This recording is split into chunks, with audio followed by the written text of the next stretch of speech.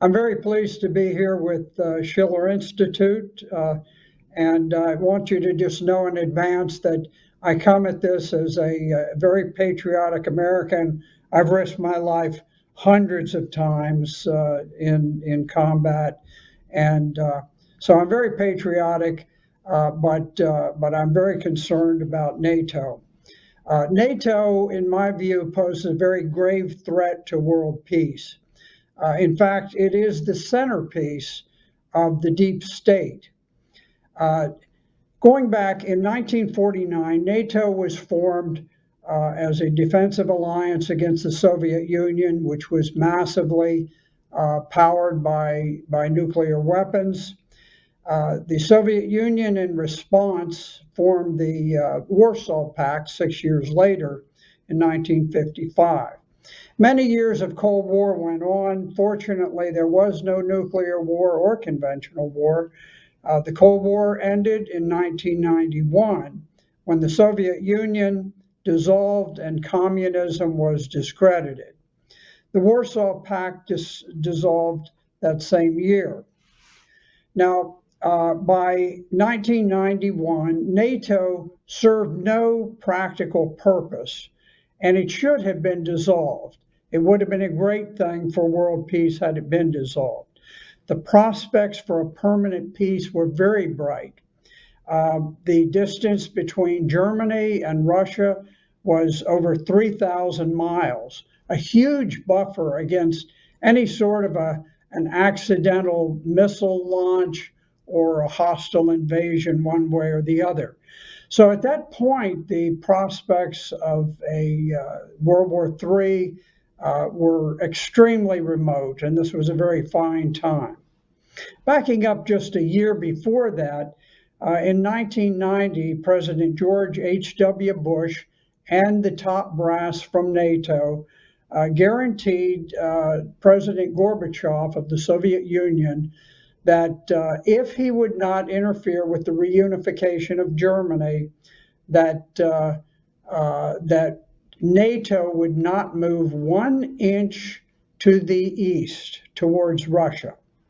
And he accepted that agreement and carried it out loyally. But NATO lied, and they lied massively. Instead of observing their promise, NATO rapidly advanced until today. They lie within 20 miles of the Russian border. So they have advanced, NATO has advanced the same distance approximately as from coast to coast in the United States, from New York City to San Francisco. Now, instead of dissolving NATO, the alliance grew from 16 members to 30 members. And they did this by falsely portraying Russia as the reincarnation of the Soviet Union, which it was not at all. Now, it's important to realize that Russia's population is half that of the United States, and its economy is only the size of Italy's.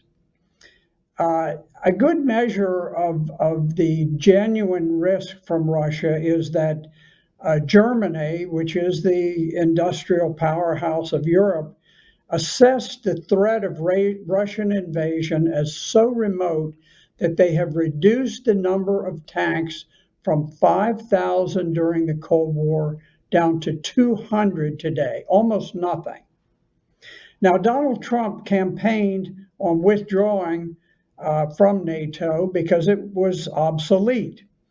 And he made a pledge to normalize relations with both Russia, with Syria. However, the problem with this is that it would have destroyed the raison d'etre, the very reason for the existence of NATO and the deep state. And it is that principal reason, in my opinion, that caused President Trump to face a continuing coup that began before he was elected and that culminated in the massive election fraud that we have just seen. Now, the Russian hoax put President Trump's back at the wall. he was forced to modify his anti-NATO rhetoric and sort of morph it into a demand that NATO simply purchase more weapons. They've done this. And of course, this has only further exacerbated the arms race between NATO and Russia. Now, NATO and the military-industrial complex, the entire deep state, employ millions of influential bureaucrats. They depend on public perceptions of non-existent threats for their existence. There are millions of defense-related jobs that are involved in this. But the fact is that except for minor border skirmishes with Mexico, the United States has never been invaded by a foreign nation since the War of 1812. Back then, we were a small, weak nation, and today we are now the monolith of the world. The U.S. defense budget is so large that it's now larger than the 10 largest defense budgets of other nations.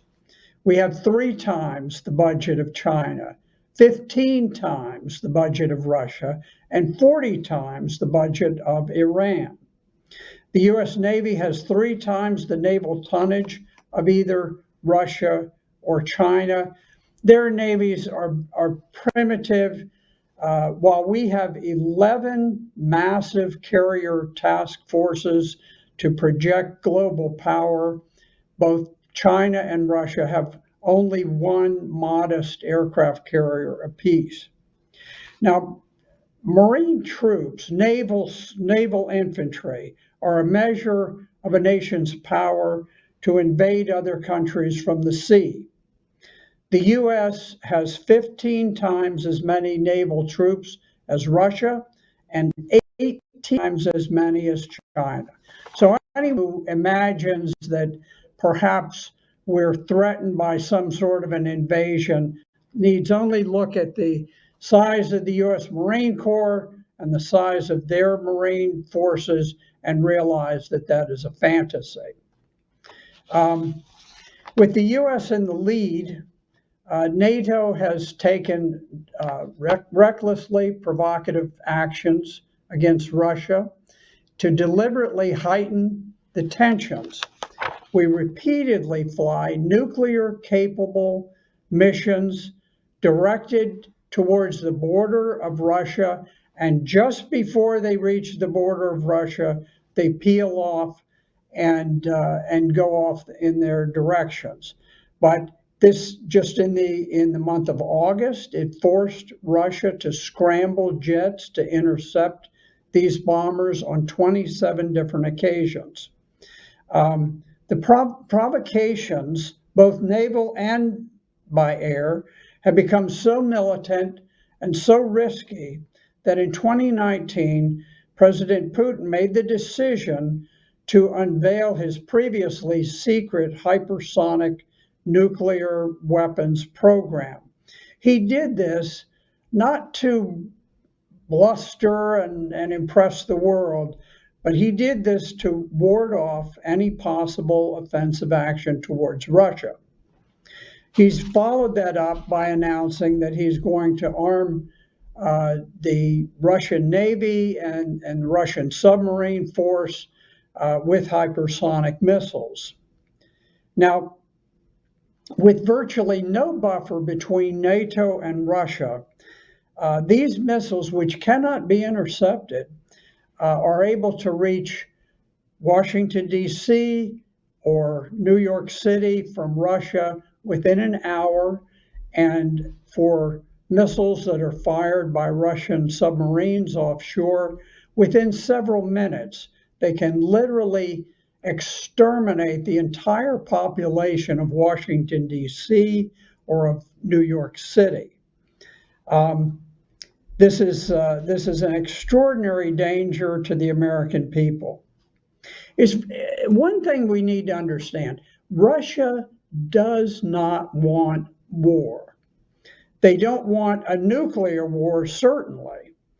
and they cannot fight the United States and NATO conventionally. But the U.S. has dismantled almost all of the nuclear disarmament treaties that were painfully negotiated over decades. And now we are developing small yield nuclear weapons whose only purpose is to make nuclear war a more practical reality. So NATO, which once defended Europe, is now fighting aggressive wars in the Middle East, and they're being recruited to confront China and to join in on that venture, which is very likely to occur.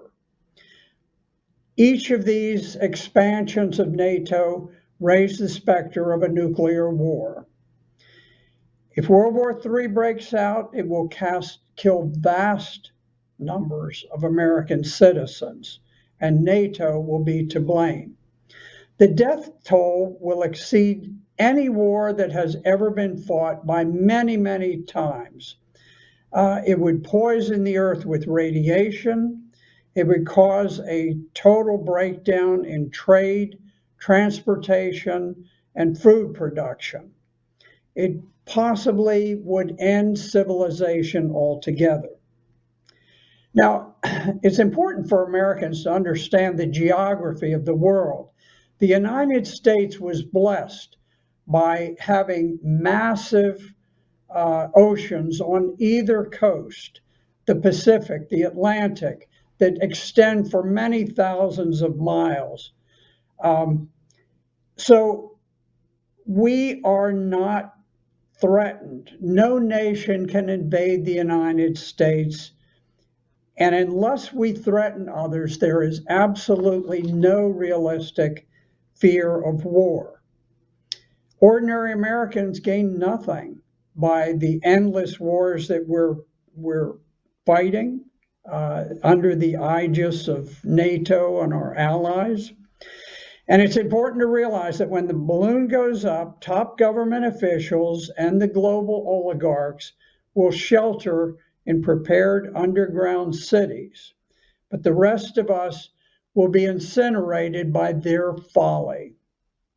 We will have NATO to thank for the demise of Western civilization.